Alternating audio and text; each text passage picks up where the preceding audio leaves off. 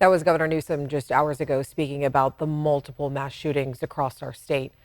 Many of us are still processing what happened, especially in Monterey Park.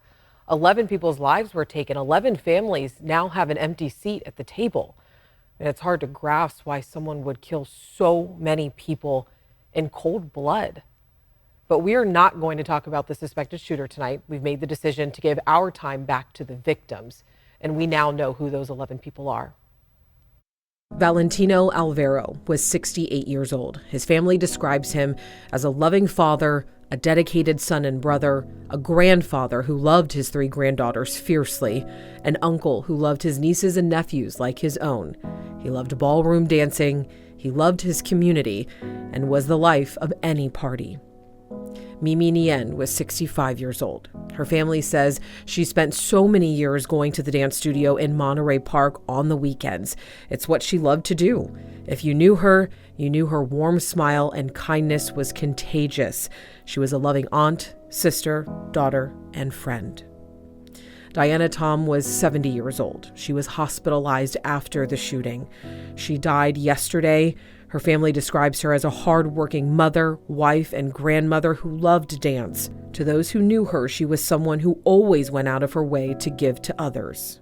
Tonight, we also honor the loss of Hong John, who was 62 years old, Yu Cao, who was 72, Li Lan Li, who was 63 years old, Ming Ma, who was 72 years old, Moi Ang, who was 67 years old, Cha Yao, who was 76 years old, Wen Yu, who was 64 years old, and Siljuan Yui, who was 57 years old. Many vigils like this one are still taking place in Monterey Park tonight. Hundreds are gathering to mourn the lives that were lost. And new tonight, Vice President Kamala Harris is traveling to California. She's expected to visit Monterey Park tomorrow. President Biden also says that he's been talking with Governor Gavin Newsom. And just last night, another person was killed in a shootout at a gas station in Oakland. 7 other people were hurt. Some of the victims took themselves to the hospital after getting shot. They are in stable condition, but no one has been arrested. And that was after 7 other people were killed in Half Moon Bay. A man allegedly drove to 2 separate locations to carry out his attacks. 5 men and 2 women were in the shootings in Half Moon Bay. The victims were all of Hispanic and Asian descent, but investigators do not believe this was a hate crime. You know, he gave several hour-long statement last night. What I will say, it has alleviated for us any thought that this was a hate crime. It was not a hate crime. This was simply a workplace dispute. A former roommate of the suspected shooter said the suspected shooter tried to suffocate him with a pillow, threatened to cut his head off with a knife, and made death threats. According to court documents, that roommate was twice granted a restraining order. Now, our Monica Coleman was in Half Moon Bay today. Following these developments, all as Governor Gavin Newsom arrived. Governor Gavin Newsom spent his day yesterday in Monterey Park meeting with the victims that were impacted by the mass shooting that took the lives of 11 people. And today he came here to Half Moon Bay to speak with those families impacted by yet another mass shooting, the 7 people who lost their lives by the hands of a gunman. And he did say today, speaking to the press, that more needs to be done when it comes to protecting people as farm workers go back to work and try to make sense of this new normal. Do your damn job. You care about public safety? BS. Unless you are addressing the #1 cause of death for children last year, and that's guns. Don't lay claim you give a damn about public safety. California has some of the strictest gun laws in the country, but yet we saw 2 mass shootings in the last 3 days. When we brought this concern to Governor Gavin Newsom, he says that California needs help from the federal government to make sure that it's not just up to local states to enforce gun safety, but it's across the country. After the first of these last 3 mass shootings, lawmakers immediately started calling for stricter gun control measures. They said what California is doing works, but they can only do so much when the federal government and surrounding states don't follow suit. So I want to go ahead and bring in our political reporter, Morgan Reiner, into the conversation. I want to talk more about what these lawmakers want, because what do they want? Want here is a key word, Alex, because even when California does successfully pass any sort of gun legislation, it's often fought back right away in court. And with a more conservative Supreme Court these days, the environment is changing. The litmus test is getting stricter. For example, California passed a law that would allow anyone to sue those who manufacture, sell, distribute guns that are already illegal in California. The governor actually came up with that one after Texas passed a similar measure dealing with abortions. That law is currently in court right now in California. Part of it was already blocked by a judge. He said it was unconstitutional. And then last summer, the Supreme Court invalidated one of California's concealed carry requirements. And then the state also had a ban that prohibited anyone under the age of 21, even if they were an adult, from purchasing high-capacity magazines. That one was overturned as well. You know, Attorney General Rob Bonta, I spoke to him one-on-one, and he told me that his office is always in court battling. And even before these recent, mass shootings that we've been seeing, lawmakers have already introduced a handful of gun control bills, one that will likely be challenged if passed, right? Yeah, one of the bills that was introduced over the last few weeks would require a higher tax when you purchase any new gun or ammunitions to help fund gun violence prevention programs. Another one that would prevent the average citizen from purchasing a bulletproof vest. Now, these were already bills that were introduced the last legislative session. They failed. So these lawmakers are going to have to figure out how to pass it and get it signed by the governor before they could even think about a challenge in court after the fact. Now, yesterday, the AAPI Legislative Caucus, they held a vigil in honor of the Monterey Park victims. And I spoke to one of the lawmakers there who was calling for more action. And he says he would like to see more done with background checks. For example, he would like to see people have to take a test before you can get a gun, like he says that you do with needing to get a driver's license. He also wants to see more to enforce red flag laws. And, we see time and time again when something like this happens, the big discussion is about gun laws and how well they are working. Who's right? Who's wrong?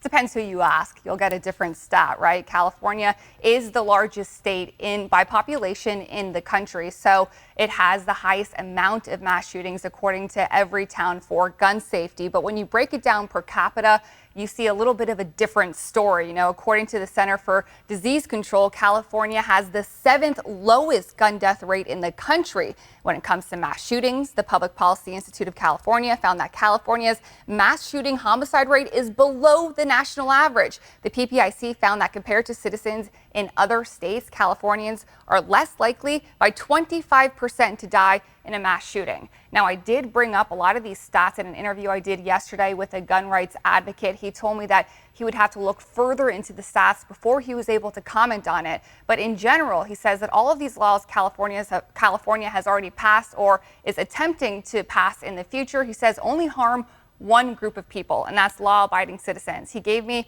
an analogy. He said it's like saying, my car is broken, so I'm going to rotate the tires because something has to be done.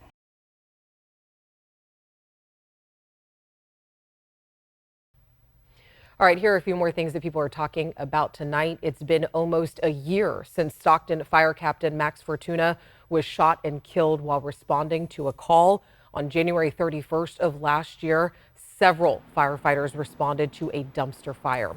Witnesses say they heard 3 of 4 shots before Fortuna jogged away from the flames, holding his chest. He was shot. 67-year-old Robert Somerville is charged with felony murder in the case. His son has said his father was inside his property and believed he was being stolen from. Colfax High School was locked down for more than 4 hours today after the school reported that an unknown person was on campus. That's according to the Placer County Sheriff's Office. Deputies found the unknown person near Auburn a few hours after the lockdown went into place. Thankfully, nobody was hurt. Students were reunited with their parents just after 1:30. All right, and get used to hearing about it again. Gas prices are back on the rise. That's according to AAA. The warmer weather has people thinking about getting out of Dodge, and all of that demand has prices creeping right back up. And it's no surprise that after Hawaii, you already know California is the second most expensive state for gas in the country, averaging just below $4.50 a gallon. After the break, representatives from PG&E were back in criminal court today facing manslaughter charges. And now, for the first time, we are getting a clearer picture of who died in the Zogg fire, a fire that PG&E caused.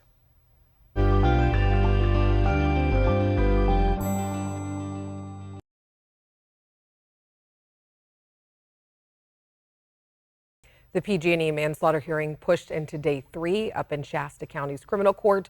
America's largest power monopoly faces 31 criminal charges after starting the Zogg fire back in 2020. Investigative reporter Brandon Rittiman has been following this fire ever since it happened. He's the only reporter covering this case gavel to gavel, and he has the story tonight. Prosecutors say PG&E was criminally negligent in starting the Zogg fire. PG&E, on the other hand, says it's not guilty, that this case really is all about judgment calls. In either event, PG&E is charged with the felony manslaughter of 4 people: 8-year-old Fayla McLeod, her mom Elena, also Karen King and Ken Vossen, who died in the fire, among several other criminal charges. This is what day 3 of the hearing was all about: the tree that fell onto a PG&E power line and sparked the Zogg fire. Today we heard from contractors who inspected and marked trees in the area back in 2018, 2 years before the Zogg fire started. One of them may have actually tagged the tree in question. Another thinks he didn't because he didn't walk to the back side of the tree, which had a big wound on it that had been there for years, according to CAL FIRE's arborist report. The testimony today shed more light as well on how PG&E contractors do this job, something that we've reported for years now can be frustrating to the people who live in fire country. Back in 2020, Richard and Judy Morris showed us the trees in their part of PG&E's monopoly, 200 miles from Shasta County in Camino. Here's a clip from that story. The yellow X was to take a tree down, but it just didn't happen. PG&E's contractors kept marking them again and again. Crews never actually cut down the trees. He says they just changed the color of the spray paint each year, like tags on a license plate. Millions of excuses why they don't cut the trees that are marked with white, yellow, orange X's. Only the red X's now. From the testimony we're hearing so far, it's clear that PG&E can have an awful lot of cooks in the kitchen when it comes to tree work. They might have different contractors to do several different parts of the job, including the pre-inspection, a different contractor to go out and double check those inspections, then a different contractor to go out and actually do the cutting of trees, and they may have subcontractors as well. Finally, on the back end, to check the work that was done, yet another contractor might come into the picture. That's something that frustrated the federal judge who used to oversee PG&E's criminal probation in San Francisco. He wanted PG&E to bring more of this work in-house so things don't get lost in the shuffle. We're going to pick back up this hearing tomorrow at 9 a.m. It's expected to go on until early or mid-February. In Shasta County, Brandon Rittiman, ABC 10 News. Yep, and Brandon will be in court in Redding for the duration of these hearings. They are expected to go on for at least a few more weeks, as he just mentioned. You can find all of Brandon's reporting, though, at firepowermoney.com. All right, the effects of this month's storms are still being felt across Northern California. Hundreds of people from the Acampo mobile home park are finally allowed to go back home after more than a week of evacuations, but they say the return has not been that smooth. We're out of funds, our cars are here, we can't get back to work, so what are we supposed to do? Be homeless with our kids? Just feel completely displaced. You don't know what's going on at your home. It's been the worst experience of our lives. A San Joaquin County spokesperson says the homes were inspected for safety. The water was tested and there was, quote, no immediate issue detected. And the U.S. Department of Transportation is now making more than $29 million available to the state of California. The money is meant to help rebuild our roads, recover from landslides, and repair infrastructure that was all damaged in that recent string of storms. And Monica, we know that we not only saw flooding, but beneficial rain from all that snow and the whole series of storms. Right, beneficial rain and snow, and the snow you can see apparent here on our satellite image. That is not cloud cover. That is snow throughout the entire Intermountain West, where we had the series of 9 storms rip through. And so from week to week, we saw even more improvement to our drought monitor. We went from about 0.3% of the state in extreme drought and 46% in severe drought down to about 43% in severe drought. But no part of the state now an exceptional or extreme drought. So again, some great news there. The unfortunate part of that is some of that severe drought is still covering some of the main agricultural counties in Central California. We have some work to do still, but it's just about the middle part of the season. And when you look at the total precipitation, we are 300% above average in some parts of California. We have reached 80% of our full seasonal snowpack and 46% of normal for the entire water year precipitation throughout the state. So we're about halfway there, and soil moisture also coming up by about 5 to 35%. Deep soil moisture throughout the state. You can see our key here is all in the blue and green. So things are starting to improve. Grass is starting to green up, which is certainly helping with our drought situation. So far for Sacramento Executive, we've had almost 14 inches of rain. Normal for the year is just slightly over 18 inches of rain. So we are just about 4 inches behind what we normally get for the entire year. This month alone, we had over 5 inches of rain. There's been a lot of comparison between the 2016-2017 drought-busting year. It was also, by the way, a La Nina season where we got 33 inches of rain.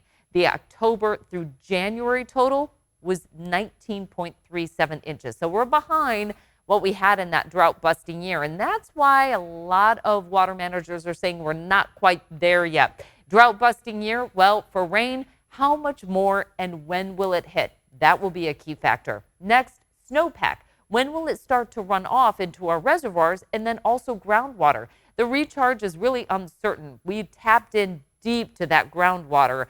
And so unfortunately, we still have a lot of work to do with technology to determine how quickly we can recharge that, get it underneath our feet there.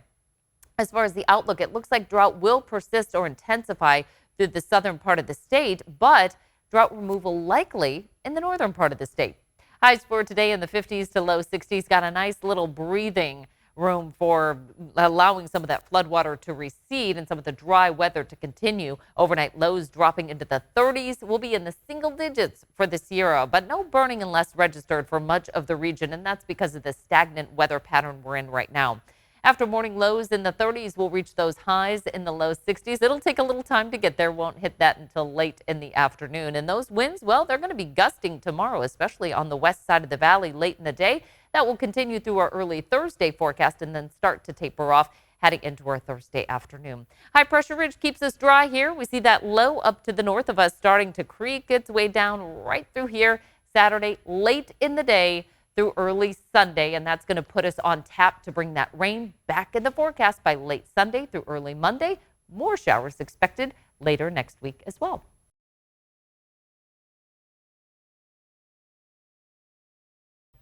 Despite the mass shootings happening in our state this past week, people are still finding the time to celebrate the Lunar New Year in our area. With Lunar New Year in full swing, there's at least a half a dozen events in and around Sacramento where you can get out, you can socialize, and help ring in the new year. This is the year of the rabbit, a zodiac sign that represents peace, longevity, and prosperity. It's also a time of the year that emphasizes the importance of family. And just a few events are listed right here on your screen. We'll pause for just a second so you can take a picture with your phone. And remember, we have the whole list and more at abc10.com. We will also have more on local celebrations coming up tonight on Late News Tonight at 11/2. And before we go here, I do just want to say, this week's mass shootings have weighed heavy on many of us. It is important in times like these to make sure that we are taking care of ourselves and each other. There are a few simple things that you can do if you are feeling overwhelmed. First step, you can talk about it. Something as simple as saying how you're feeling out loud can be the hardest step. And take one thing at a time. It can be easy to feel stuck when you've got a lot of heavy emotions just weighing on you. Taking that first simple step on tasks that you have to do, it can make all the difference in getting you through the day. And I do want to say, do not be afraid to ask for help.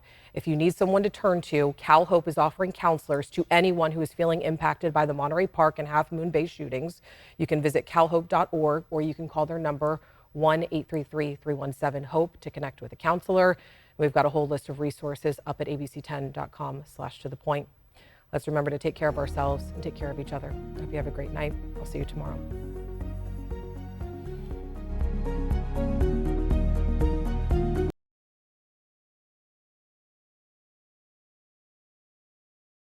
Hey, it's Alex. Just wanted to say thank you so much for watching. I really love hearing from everyone, and I hope that you'll stay in touch. Reach out to me on Facebook at AlexBellTV, or you can email me at tothepoint@abc10.com, or you can even send me a text message at 916-321-3310.